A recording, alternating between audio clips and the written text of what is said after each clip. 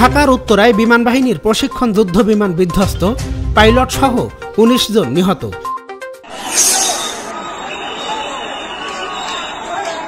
ঢাকার উত্তরায় বাংলাদেশ বিমান বাহিনীর একটি প্রশিক্ষণ যুদ্ধ বিমান বিধ্বস্ত হয়েছে।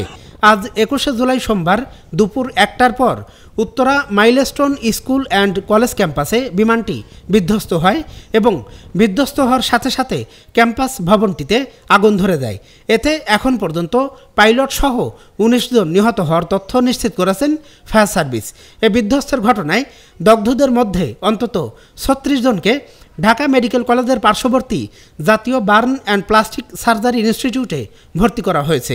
আহতদের মধ্যে বেশিরভাগই শিক্ষার্থী, যাদের অনেকেরই অবস্থা খুবই আশঙ্কাজনক বলে জানিয়েছেন হাসপাতালের আবাসিক সার্জন শাওন বিন রহমান।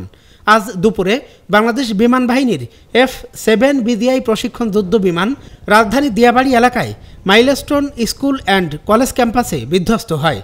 আন্তঃবাহিনী জনসংযোগ পরিদপ্তর ISPR-এর এক বিজ্ঞপ্তিতে জানানো হয়, ২১শে জুলাই সোমবার দুপুর ১টা ৬ মিনিটে বিমানটি উড্ডয়ন করে এবং ওড়ার বেশ কিছুক্ষণ পর সেটি নিয়ন্ত্রণ হারিয়ে মাটিতে আছড়ে পড়ে।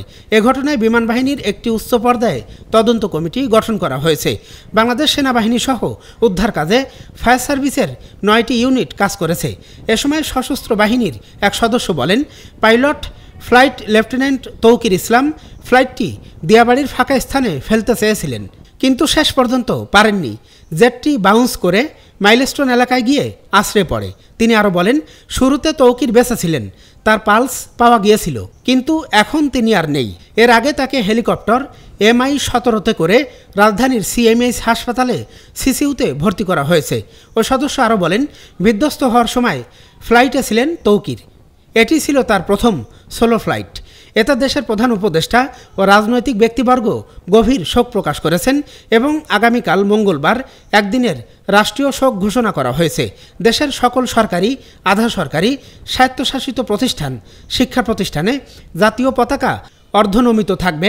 পাশাপাশি সকল সরকারি বেসরকারি ভবন ও বিদেশে বাংলাদেশি মিশনেও জাতীয় পতাকা অর্ধনমিত থাকবে ও আহত নিহতদের জন্য দেশের সকল ধর্মীয় উপাসনালয়ে বিশেষ প্রার্থনার আয়োজন করা হবে বলে জানিয়েছেন মাননীয় প্রধান উপদেষ্টা ডক্টর মোহাম্মদ ইউনূস।